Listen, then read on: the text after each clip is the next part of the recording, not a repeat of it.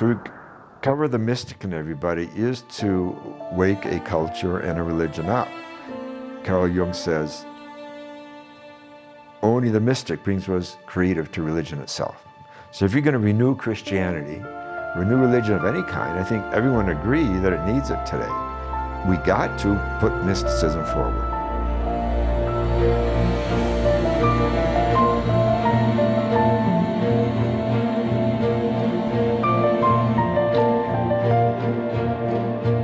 You don't know me, not yet.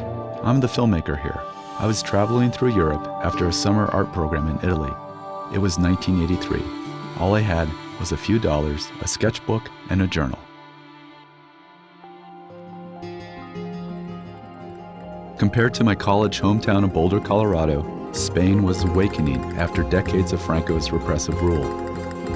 As I wandered in Barcelona's Las Rambla alleyways, where a young Pablo Picasso once lived, I felt a seductive promise whirling around me, like the Greek muses, enticing me to cross their threshold, to truly acknowledge the creative force within me. But what future ordeals lay ahead? What if I just kept moving and refused to acknowledge their call? My body and mind felt disconnected. More questions than answers popped up. Did my existence matter? Did I have a spiritual purpose? How would I make a living after college with a degree in fine arts? Everything simmered in that summer heat, a panic attack of sorts, which I later learned was consistent with an existential crisis.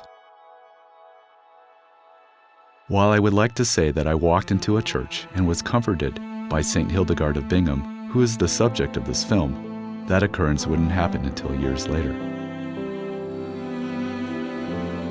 I discovered the revolutionary call to action I had previously heard was a woman from the 12th century, a saint, whose influences in music, medicine, art, and theology are still being felt today.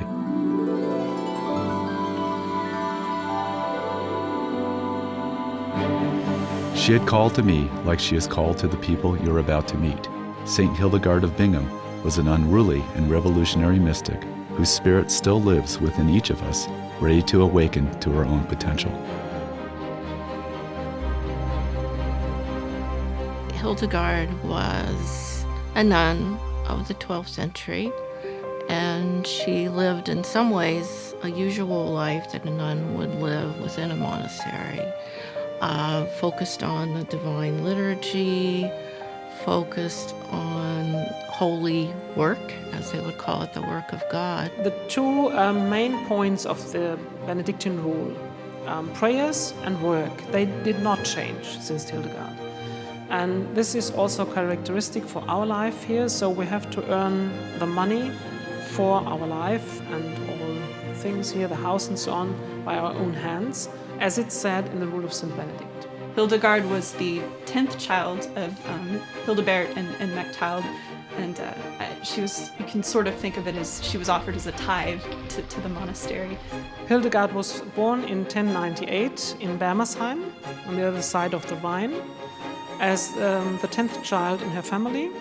Her parents were noblemen, and with 14 years she came to the Disibodenberg. And remember that marriage was arranged for political reasons, and maybe Hildegard wouldn't have been, well, seemed like she might not have been a great obedient wife because she had a lot of character, personality, and intelligence, and that was obvious right away. And she was given into the care of a woman named Judah of Sponheim, who was an anchoress in that monastery. And that means a woman who would have been enclosed in an area for a life of prayer and reflection. And there's controversy about how healthy Jutta was. After Jutta died, it was like she blossomed, and she did do things in a different way. And my interpretation has always been, look, this woman was her mentor. And obviously Hildegard had a great mentor because she learned a lot about music, and of course a lot about study and reading and writing and painting. So all those, it seems to me, all those skills and arts were passed on to her by someone as a child, and Jutta was her mentor. oddly enough, Hildegard doesn't mention Jutta very much in her writings, and Jutta had this very ascetic, strict observance of the Benedictine rule that Hildegard, when she eventually takes control, does not necessarily follow. Hildegard is much more moderate in her interpretation of the rule, and I wonder if that in itself can tell us that Hildegard was actually rather overwhelmed and disenchanted with it when she was a young girl. Jutta's own interpretation of it was, I can imagine, too strict in some ways for Hildegard. I'm really glad that Hildegard didn't have the same kind of spirituality that Jutta did. I don't get into the flagellation and the beating of the body, because to me, and I think to Hildegard, from what we know about her and how she adorned her sisters, the body was the temple of the divine, and you don't beat that up. Because for me, to live in the cloister meant that I was truly the bride of Christ, and I would never leave there. And I could be in communion through meditation and prayer, and deeply intimate with the Christ energy. To compose 77 songs, to produce the first morality play, to write 9 books, to found 2 monasteries, to have a healing ministry, to write books on herbs and stones, and to heal people with the right foods and understand the mysteries of the animal kingdom. It just blows your mind. And so yes, she was the saint of creativity for sure. To be a superstar in the Middle Ages meant to excel in holiness. And yes, she was. She was recognized by people not just in Germany, but all over Europe as a very special person, a superstar, if you will. People wrote to her, they came to her. Once her fame was established, she had many visitors. She received letters from many places. So when we think about what her monastery would have been like, we need to remember there was a lot of activity. It says all of creation is a symphony of joy and jubilation. And when Hildegard was a little girl, she had visions. And this, of course, was one of her visions, which she didn't reveal until her midlife. She heard a voice telling her to write down all she heard and saw. She heard the voice of the living light calling her to preach. And I remember the day in my kitchen when this awareness was really coming to my consciousness, and I sat down and I said a quick prayer. Please take this away from me. I don't want to do this, it's too scary, and please take this away so that I can just be like I was before. Just totally shook her by the strength of it, because God told her to speak and write what she heard and what she saw. She was really bedridden half the time. She was in a lot of pain. Kept it in for a while, then she discussed it with her secretary and mentor, who went to the abbot and said, listen, abbot, Hildegard had this vision, and she's very convinced that God is telling her to speak and write, and I believe her. So she went off to preach in public, not just to priests and monks, nuns, but she spoke in public, in cathedrals and public squares. And at the same time, she showed tremendous courage for somebody who was that sick, to go out to face whole armies of people, because as you know, she preached to armies, not only to lay people wherever she was, and she made them come to their senses and come to a higher dimension in life. I think that was what she was very, very good at. And of course, we all know there's no turning back.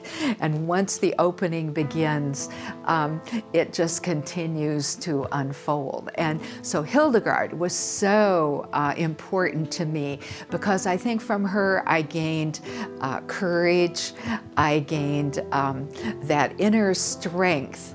Right, well, the rebellious mystic. But the prophet, therefore, As Eshel says, the prophet interferes. And William Hawking says that the prophet is a mystic in action. So you get the energy and the passion from the mysticism, but then you carry it into cultural criticism and offering of cultural alternatives, and that's where the static happens. That's where you come up against institutions and those who are profiting from them, and you have to speak truth to power. And she did that in her day, and the amazing thing is she got away with it, which was unique for a woman in her time, and indeed it would have been for a man too. And that sense of being called in all those in various ways, one of them being to interpret the scriptures, that's part of the 1141 vision also, moved her to keep writing. So she started to write her big works, the Scivias, between 1141 and 1150, and the Liber Vitae Meritorum in the 1150s, and the Liber Divinorum Operum in the 1160s. It also moved her to keep studying. She devised what we might think of as her own program for continuing education. She wrote 2 works on what we call nowadays medicine, but it's not really about medicine because she compiled the knowledge of her time concerning herbs and such things. And it is a difficult thing because you cannot divide it from the Creator, from God. And if you do that, then it goes in the esoteric way and something like that. And this is not what we want to do in our shop. So we have just some herbs or something, but not what other people would like us to have. So. She wrote her books through visions, through inspiration. She didn't do research on that. It's impossible because she had only 2 years in her life to write the medicinal books. So, and it's about 2,000 remedies. So how can you make research on people with 2,000 drugs? So it was inspired. She, for example, she took the stone in her hand and says, what's with the chalcedony? What kind of healing forces are in there? And she got that idea inspired or in vision and dictated that to a monk because she was not able to write herself. I believe that Hildegard was not just a personal one-on-one healer, but she was a societal healer. And I believe that she actually looked at some of the structures of our society and tried to bring about change. And she had many men at that time very much respected her because she spoke from and she wrote from such a place of inner authority that came from her mystical relationship with creation. In the Physikas are 9 volumes. Here is the remedies of the spices. She has about 350 spices and herbs. She has trees. She has 55 trees. She has precious stones, 24 precious stones. She has the fish, the healing forces in fish, in animals, in reptiles, in metals, and even in the 4 elements. She can heal with fire, with breathing, and with water, and with herbs. She felt a connection to stones and knew that stones have a healing power too. So it's all these things in creation that by opening ourselves up to them in a mystical way, we can become healers of ourselves. So she didn't actually heal people. She opened up a space in their spirit where they could heal themselves through a relationship with the plant world and with stones. So we have more of her intellectual contributions to her culture than we do for any woman from the Middle Ages.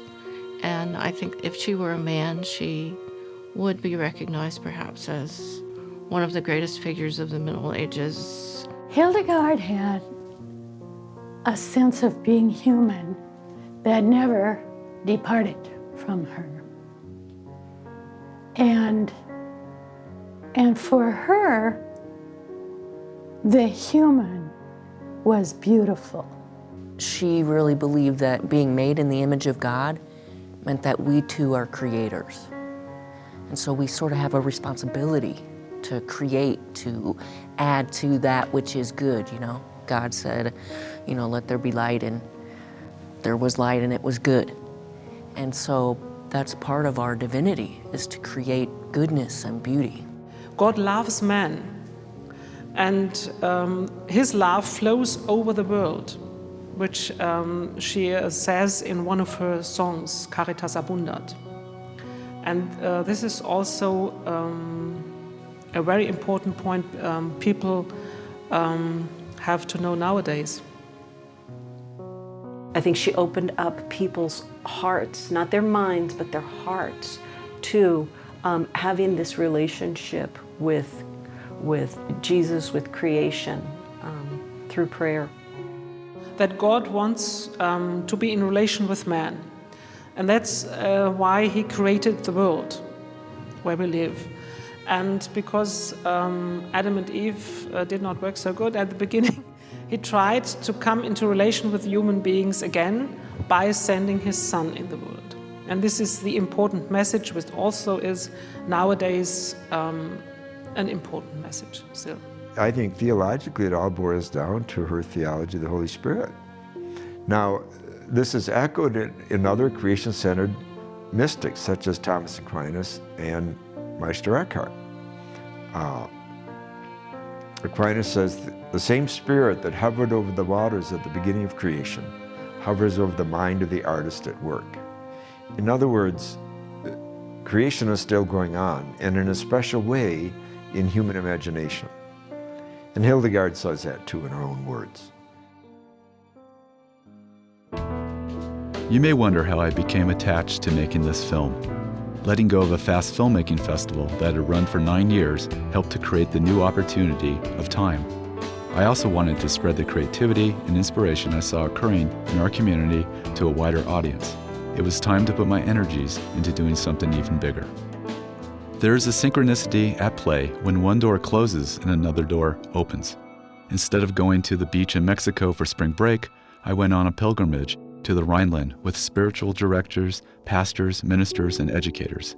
I was the most lay person. What I have found is that people who really want to make changes in their life will seek out spiritual direction. People that are stuck and they don't know why they're stuck. People who are ready to embark on something life-changing. And what they really need is a spiritual director. They need someone to walk beside them. They need someone to journey with them. They need someone to pilgrim with them. And all of life is a pilgrimage. And here we are in Germany on a pilgrimage, learning more about Hildegard of Bingen, learning about how she was a spiritual director, learning how she valued spiritual direction. And that's another thing. No spiritual director, in my book, has the right to be a spiritual director if they don't have a spiritual director, because we're all on the journey, and none of us has ever arrived. It was billed as a rebirthing retreat, timed to coincide with spring equinox. As I walked the grounds of Dizzy Botenberg, the hilltop sanctuary of Hildegard's first abbey, above 2 rivers, there was a thin veil of past and present. The place felt holy. It is a place to explore alone, but I never felt alone. You could almost hear the singing of Hildegard's nuns amongst the trees on that cold March day.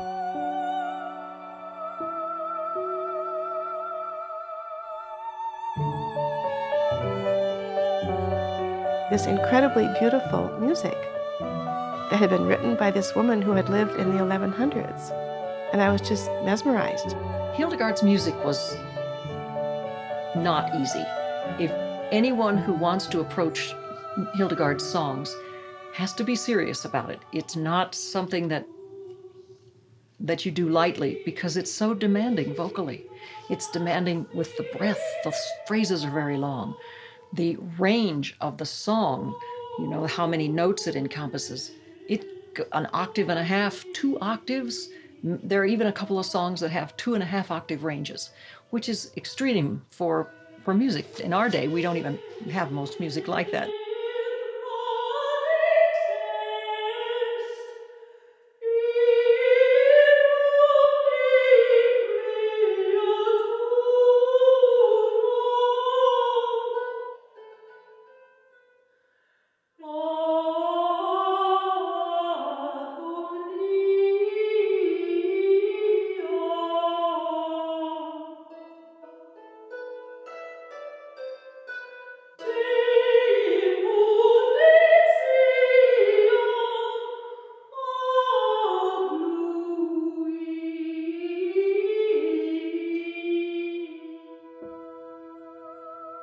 Die Grundlagen von Hildegards Musik sind eigentlich so früh, dass es in dieser Zeit ganz wenig Forschung gibt. Es gibt sogar Musikwissenschaftler, die Hildegard als eine Fiktion bezeichnet hatten, dass es sie gar nicht gegeben hat, was ich nicht glaube. Und es ist einfach so, dass es gibt eben keinerlei Überlieferung, wie die Musik geklungen hat. Niemand weiß, wie sie wirklich aufgeführt wurde. Niemand weiß, wo sie aufgeführt wurde. Aber ich denke, dass in der damaligen Zeit es ist ja aufgeführt worden, offenbar, obwohl es auch dafür keine Zeugnisse gibt, keine genauen. Und ich denke, das, was sie komponiert hat, ich gehe davon aus, dass ein Komponist, der heute lebt in einer Umwelt, die er auf das Papier bringt. Und eine Komponistin wie Hildegard hat sehr viel früher gelebt, aber hat auch ihr Leben im Kloster, ihre Gedanken in diese Partitur reingebracht. And as far as we know, Hildegard's music is the earliest music that we have that we know for sure was written by a woman. She heard her songs in her own spirit, and those songs, she said, were from her visionary work. She would hear the music, she would hear the words, and then she would put it together and sing it probably. She probably sang it as she composed, and I'm very familiar with this kind of composing because my own mother was a very accomplished church organist and composer, and she would just say, well, I just hear it in my spirit and then I write it down. God dictates it to me and I write it down. And I can hear Hildegard saying that. Carl Jung says it's to the mystics there belongs what is best in humanity. So it's not just about religion, but it's about humanity itself getting on its feet and being itself, its better self, its authentic self. For that too, the mystics lead the way because they're at the edge of human consciousness. And they're wrestling with the extremes, whether it's wrestling with the extremes of evil or the extremes of ecstasy and of creativity. They have so much to say. Hildegard is a good example. She had this concept called Veriditas, which is the greening power in all of creation that makes sense more and more as we come to know more about ecology and environmental issues. Got real in touch with the greening, wore green almost all the time, wore a lot of green dresses, skirts, got into wearing long skirts a lot and a lot of green because there was something about the flowing of the green.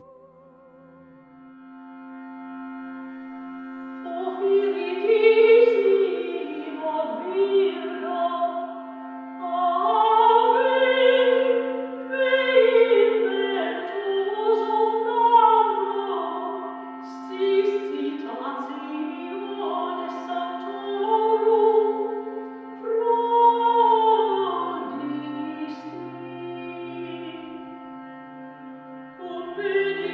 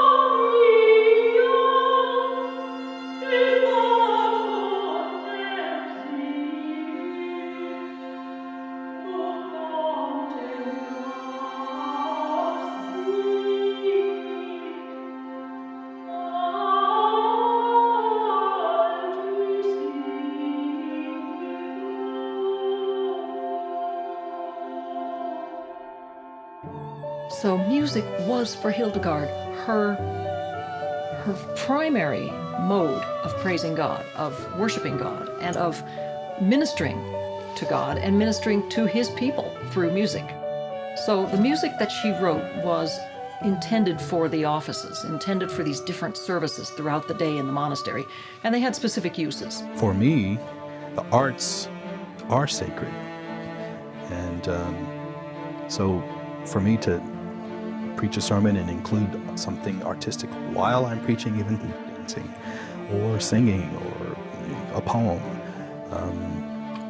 or to do something separate, outside of the building of a church that's artistic, because everything that I do is it's divine anyway. And I didn't get that message for myself. I got that message from God one day when I was literally told, all music is my music, or all the music that you will write is my music, whether it's an R&B song or a jazz tune or a classical piece or a theater piece. It's all God's music. So I don't separate those anymore. The radiance of the music is remarkable. It is like the light on the water. It has a great freedom to it. It's ecstatic. And what a thing to bring into the darkness. And she was the first producer ever of a morality play. Her morality play on the virtues of God. And her nuns would sing this. And there was one non-singing role in the whole play, and that was the role of the devil, which she cast her priest in because he had a nice deep voice and he didn't get to sing in this play. Her purpose being that the devil doesn't sing, because the devil lost, Satan lost his first estate when he fell from heaven. When he tried to put himself higher than God, he fell, and then he couldn't sing anymore. So he's been trying to corrupt our music ever since. Soul music has a lot of riffs too, and if you slow it down, it almost sounds like Hildegard's music. And the purpose of the riffs was to clean out your soul, and the purpose of those riffs back then was to dig around in your soul too, so it's all the same thing.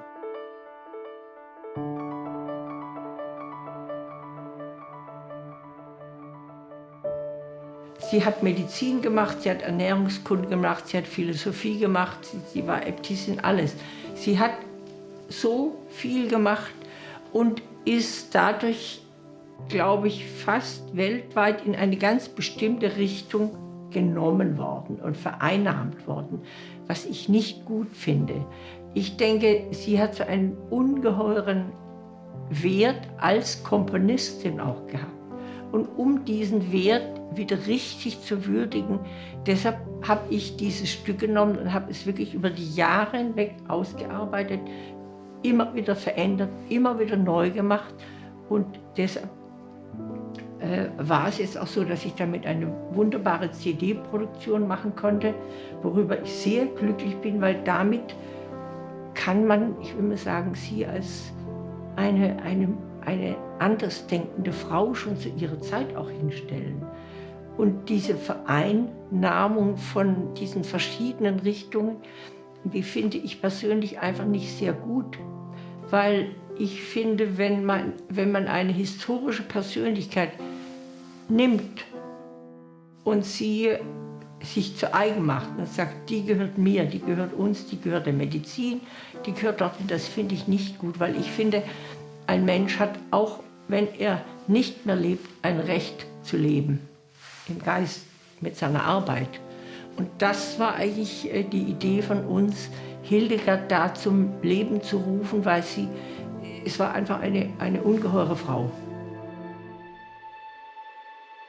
In some religious practices, a relic usually consists of the physical remains of a saint or venerated person preserved for the purposes of veneration as a tangible memorial.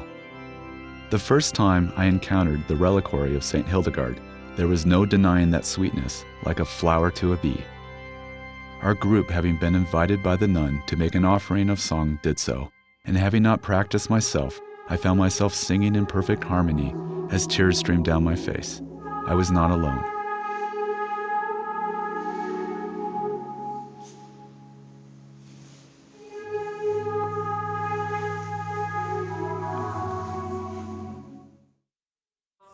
Deine seiner Klarheit erkennen.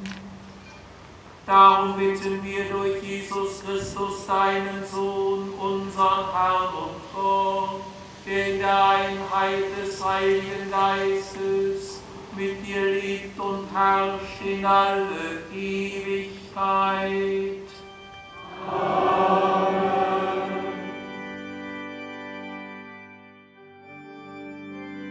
When I returned 6 months later, it was her first official feast day.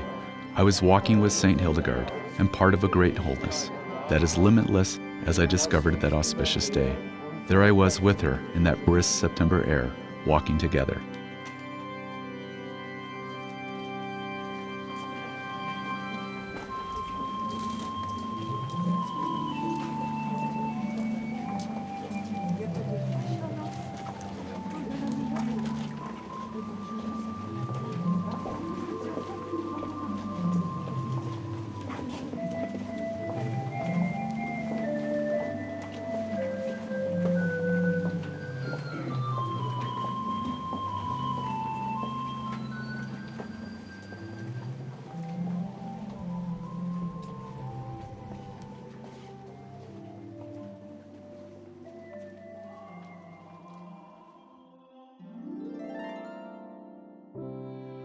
Some people have the wind on their back, and some people, every step they take, they have wind pushing against them in their face. And so we hear these stories, and by connecting to people through their stories of pain, through their dark night of the soul, we grow closer as a community and really create deep bonds. And so all of this, like Hildegard and her mystical way of being, is in all of this. So she created mandalas through art, and what I'm doing is creating mandalas of people. And one of her mandalas, it has angels all around the side of it. And so when I sit in circle with these men in San Quentin, we're sitting shoulder to shoulder, and I feel we are creating that mandala. We are becoming angels guiding each other in how we can really connect and interconnect to ourselves. So she says that when humans are sinning on earth, it disturbs the heavens above. Those of us who believe in global warming, that the environment is being damaged by humanity's actions, can, I think, connect to this and see that as a sort of sin, if you will, to which the heavens are replying.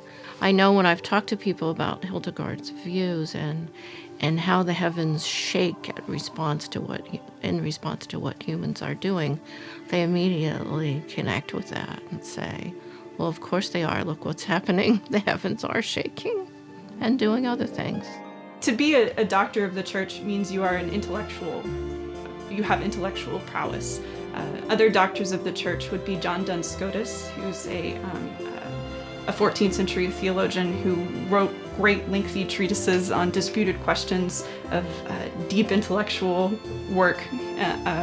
Bonaventure, the seraphic doctor, and Thomas Aquinas are other examples of doctors in the church. There are very few women doctors in the church, and for Hildegard to be named one of them is to speak to her intellectual prowess and her ability as a theologian, her theological acumen, and her she's on par with Aquinas, is what that means. You cannot have a Nobel Prize than being the doctor of the church throughout the world. Yeah. The study of God does not necessarily have to be divorced from the study of science or the study of art or the study of music. It's something that floods through all of life. As a theologian, she saw it as her duty to understand life through the lens of her visions and of scripture. And that did not necessarily divorce itself from scientific pursuit. Although the 21st century would certainly look at Hildegard's writings on medicine and probably scoff at them, the fact of the matter is that it was science in her day that she was engaging, and engaging quite well, which is an important lesson for any contemporary theologian, I think. I'm a trained naturalist. I'm Literaturwissenschaftler, which is a PhD. I was trained at the Technical University in Berlin, and thereafter I went to Yale University as a postdoc, and then I worked 13 years in the pharmaceutical industry. I did everything you can do, from research to clinical research, to try out the first time drugs with patients. And after the end of my career in the pharmaceutical industry, I saw all you do is synthetical drugs. And I saw in the clinical trial that all those synthetic drugs have severe side effects. Even they sometimes bring that disease out which you want to prevent. So I looked more and more in nature, and I went more and more to Hildegard's medicine. And today I take Hildegard's remedy and scrutinize, and I look very scientifically into remedies and see the constituents, I see the molecules, I see what works together, and it's in harmony with our body. And that's the biggest mistake in the pharmaceutical company today, is that they don't look in nature anymore. You don't have to rediscover anything new, it's all there already. You only take it from nature, isolate it, and see what it does, and there's a lot of work to do. What I also feel, and this is very spiritual, Hildegard is the first one and the only one who has a Christian system of medicine in respect of a holistic system. She has spirituality, theology, cosmology, she has music and healing arts, and she has all in her books, in her work included. And this is our traditional healing system in the Western world. She had gardens, she grew herbs. There's a whole book of herbal medicine that she developed. Natural healing. She's one of an ancient natural healer. And many of Hildegard's practices of using an egg for healing, of using herbs, of using stones, those are in the curandera tradition. And what a curandero or curandera does for someone is they might be called a healer, but actually what they're doing is they are inspiring the healing energy within you. And they are connecting you to the healing graces of the plant world. And they they will pray with you and try to open your heart, expand your heart, so that way, if you do something like eat this basil, I am taking in basil, and basil is becoming a part of me. And basil is the herb of love and abundance. So as I eat basil, or I can make a tea with it and drink it, or I can make a bigger pot of it and take a bath with it, with the water, then this, the energy and grace of basil is then within me. So it's kind of a communion. I am becoming basil, and basil is becoming me. When I started in '84, I had about half a patient a week, because Dr. Herzka was not there. He came only occasionally. We worked together 17 years. We wrote a lot of books. So it's very slowly it increased, and I said 3 years I'm gonna make it, and then I'm gonna see how it's gone. And after 3 years, it was building up. And today I have so many patients. I wish I had more help. I wish I had anybody who could help me and do Hildegard treatment, because the patients love it dearly. I treated in the meantime 30 years about 30,000 patients. We have a garden in front of the center, and in the garden are growing our remedies. And it's a lot of fun to see how they grow throughout the year, how to harvest them, how to make an elixir, how to make a salve. So when we see a Hildegard garden, we need to have some basic remedies, like we have a quince tree. Quince, we have juice in the fall, or we have quince jam and preserve, or we have quince bread. And we need this for rheumatism, to get the uric acid Out of our body, we drink a liter or half a liter of quince juice.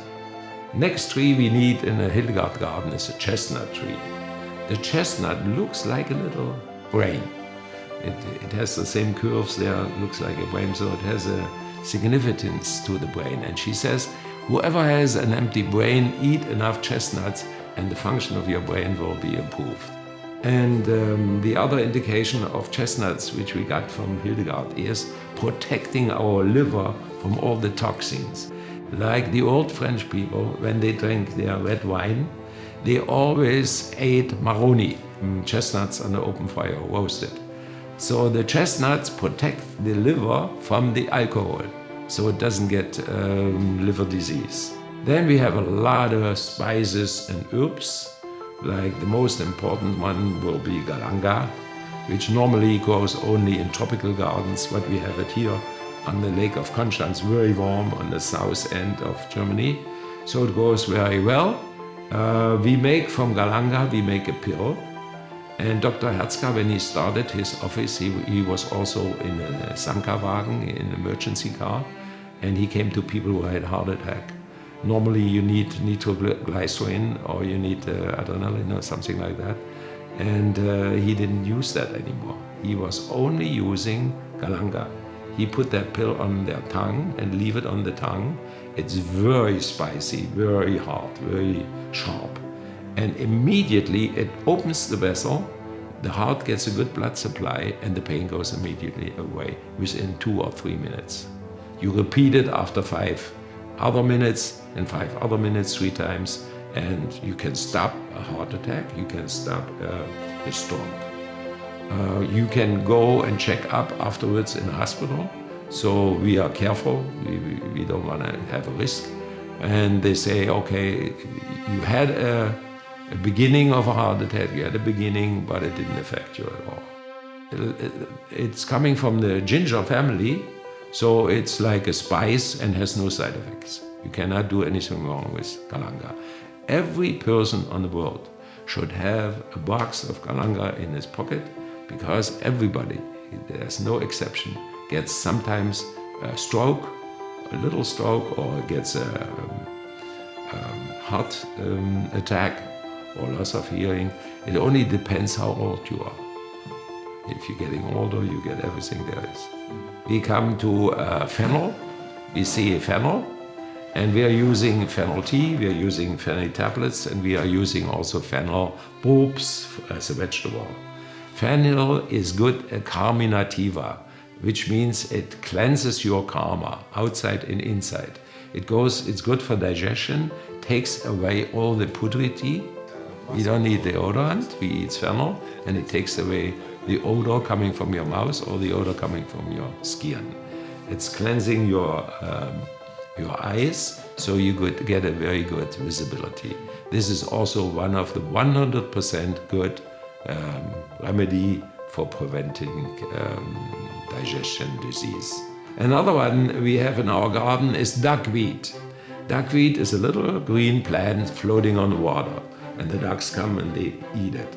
This duckweed is a very good food for animals because it has a lot of proteins, and it contains a very slight radioactivity, very slightly.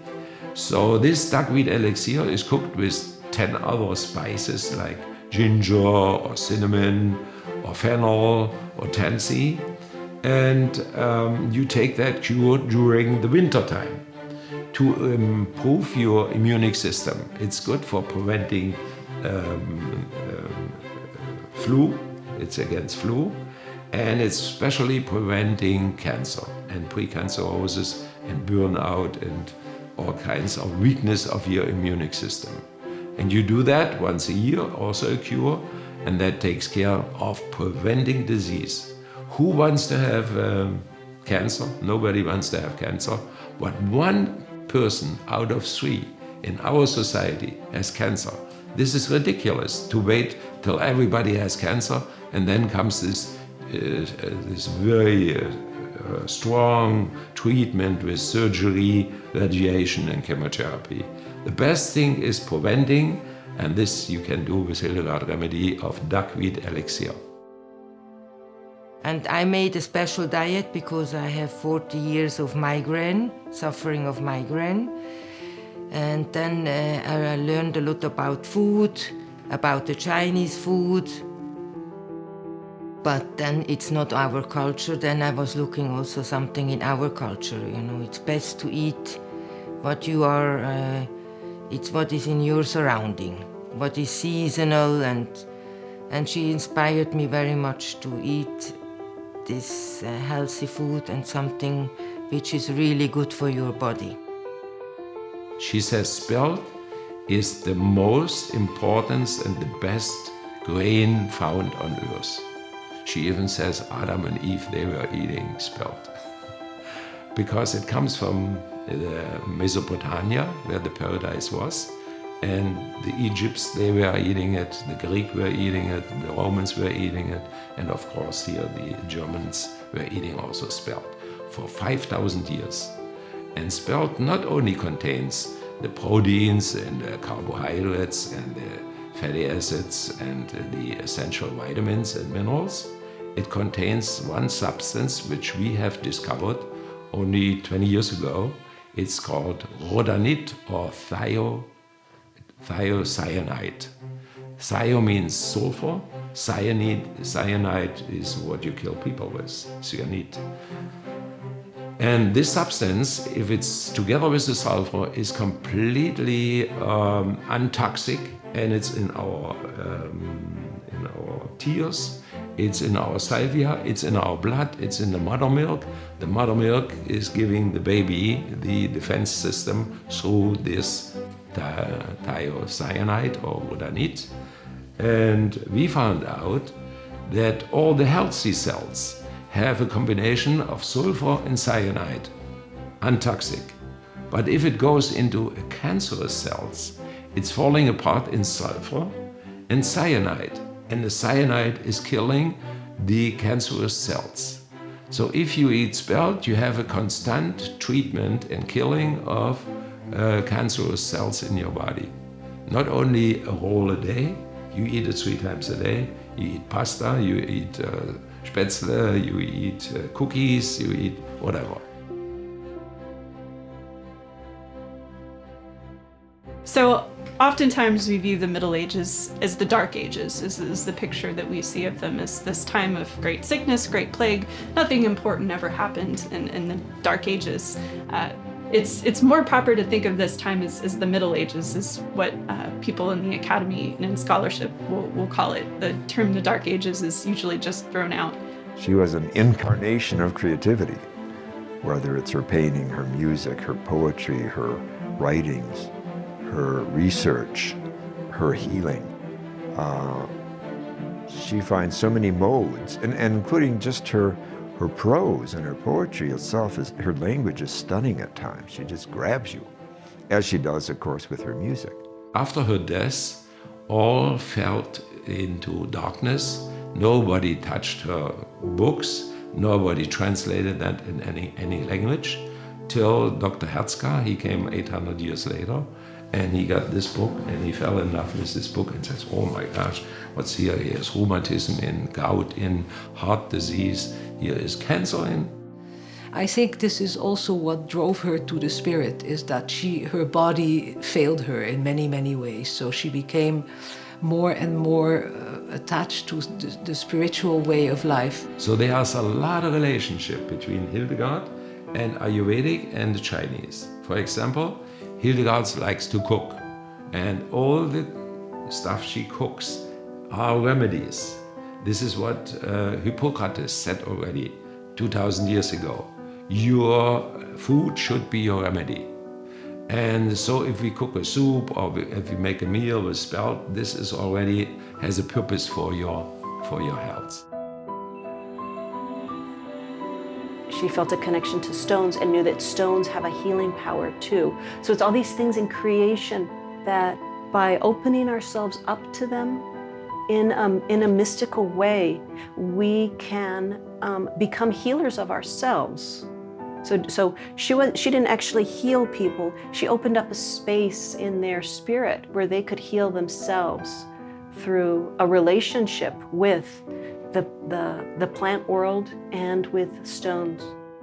In her Physica, she includes a chapter about healing with stones, and she is providing 20 stones with all the indications, precise indication what to do. Every stone has a crystal structure, and in the crystal structure we have atoms, and the atoms are vibrating, and this energy comes out, and this is in the range of our body energy. So if we have an organ which is dysfunctional, we can recharge it with crystal energy. She never treated anybody with her remedies. She was healing with charismatic things like with water from the Rhine River, or with prayers or laying hands on. 25 of those healings are recorded, but none with her own remedies. She might have eaten spelt, that's for sure, because wherever she goes and went at that time was spelt available. Hildegard, I think, has the right test, which is the test of the via transformativa. Is this creativity being put to the use of justice and compassion, or for other more dark and shadowy purposes? Because I had lived part of my life in the convent, I connected with so much of who this Hildegard person was, even though I didn't really have a lot of facts yet. And it was more people saying to me, you know Hildegard, do you realize how much you're like Hildegard? When we read the sacred word, and it may be something from the Bible, or it may be something from poetry, it could be different things. And when we read that, then instead of preaching, what I do is I set the sacred container and I begin to ask questions so that people can begin to relate the stories of their lives and how they intertwine with the sacred story, and thus discover their own sacredness. When you see someone who is doing what they love, you want to be a part of that. It's like invitational. And so I feel that these are things that Hildegard, that was a way she was. She was invitational. Hildegard had a sense of being human that never departed from her. Well, there's just so many demands on people's time. And with all of the social media and all the networking now and all of that, is there a way to balance that too with some quiet time? Because she was a very, very busy person, but she also took time to be quiet and to be reflective. So I think that's something that all of us can learn from. She had the imagination to see that women should not be oppressed. She really saw it. It's astounding, actually. I ran into a man at a conference who was Native American, and he came up to me and he said, I've been working in prisons for 12 years. He said, men in prison are busy projecting. So yours is the first book I've ever used in 12 years that got men to look inside and find the nobility inside. That was very moving to me, the nobility inside, that men have sacrificed. They're out of touch with their own nobility. Now, the whole culture has brought this about. The ideology and theology of original sin brings that about. Original sin cuts you off from your nobility. And I believe consumer capitalism is built on original sin ideology. It's a secular version of original sin. You don't have what it takes inside, so you got to buy this, buy this, buy this, buy this, and you can't afford any of it. And so you go around, being passive and depressed, and become a couch potato and buy more potato chips. So you can see this consciousness of isolation and of only a fewer mystics, only a fewer artists. It just builds a whole narrative of disempowerment. Our service is very interfaith, trans-denominational is what we've been calling it, because we do pick wisdom from all the traditions and try to incorporate it into our Sunday gatherings. And we always begin Sundays with Namaste, so the divine that's present in me recognizes and honors the divine that's present in you. And we honor each other with a bow. And then we take some time for meditation and move into a reading, and then I do a sermon. And then what makes our service unique is that we do what we call a unity ceremony every Sunday, and it differs based on what the theme is. But the idea is that we have a communal experience that we share together so that after the service we can process it together. And it's hopefully a spiritual experience that triggers things, challenges people, moves people out of their comfort zone, so that there's continual growth in the community.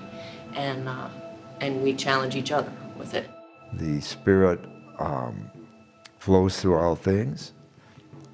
It is what we tap into with what she calls greening power. And we tap into it with our imaginations and our creativity. This is why she says there's wisdom in all creative works. And obviously, I think you're absolutely right. I think it's a great idea. A patron saint of the artist would be Hildegard. It's that power of creation. We all need to think about what can we create in our world so that way we can affect profound change. And it's through doing what we love. Create what you love.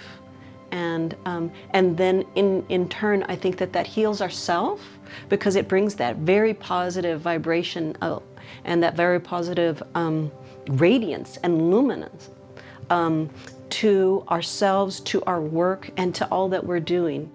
And this is why the Grecian tradition that Hildegard so fully incarnates is about empowerment for everybody. And we all have to find the cosmic Christ inside us. Hildegard paints it, the man in sapphire blue in every one of us. I've always taught, and I've created programs of pedagogy to bring the mystic out of people. So I've always taught this, that we're all mystics. And we should get off the pedestal and get others off the pedestal. Music was God's theology, God's technology to make us one with Him. You know, we all want to be part of that energy when we're singing. We want to sing with others. We want to be part of that uplifting that happens when we sing. So every element, she saw every star, every planet, the whole universe is sort of united within this idea of rationality. That's what gave it its greenness, its fecundity. The word was pregnant throughout all of creation. And she saw her role as a teacher as preaching and teaching and imbuing that rationality within her sisters as she taught and expounded upon the scriptures in her homilies and in her writings and in her art and in her music. And I think the other thing that resonates with us today is her boldness in speaking out to emperors, popes, people in power of all types, out of her moral conviction and from her moral teaching about what behavior furthers the good of all humankind and what behavior destroys it, destroys the universe, mars the history of salvation. So all along the line, humans have to be alert. This is what being a warrior means. You have to be alert. Who's paying a paycheck? Who's profiting from it? Who's suffering from it? That are unjust because they rupture the web of creation, to use Hildegard's term. If you sold your soul for that, you're complicit in the evil. Creative people can be bought, as Jesus said it, we sell our souls all the time. But I think she can be a model for us of holding to what's true for us and not going off, kind of half-cocked about thinking, well, what I think is right and no one else is wrong, but to really discern that and with other people, with resources, and then not to yield, not to give up their own conscience, not to give in to something that would really destroy their own sense of well-being and integrity. There's no one idea that Hildegard puts forward that we can use as the describing factor of her entire corpus. That it's so complex and so original that you can't say that there's just this one scripture verse that completely describes what Hildegard is doing. She's vastly hard to put into a box. Unlike other doctors of the church like Aquinas, which distinguishes her in a way, is both a visionary and, more importantly for me, is an intellectual.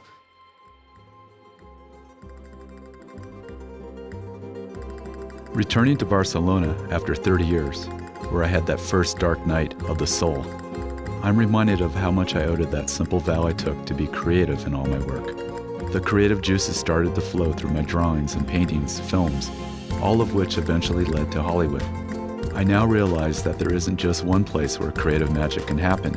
It is everywhere and within each of us. It just needs that initial spark.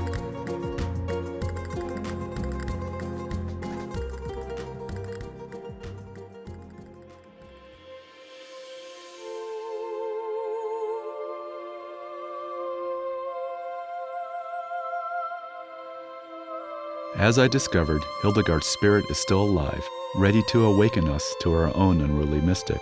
It may take courage, but the end result is no less than becoming closer to the Spirit of God within each of us. I wish to inspire you on your own divine path of creativity and spirituality, the ultimate awakening to your own unruly mystic. That is my intention in this moment.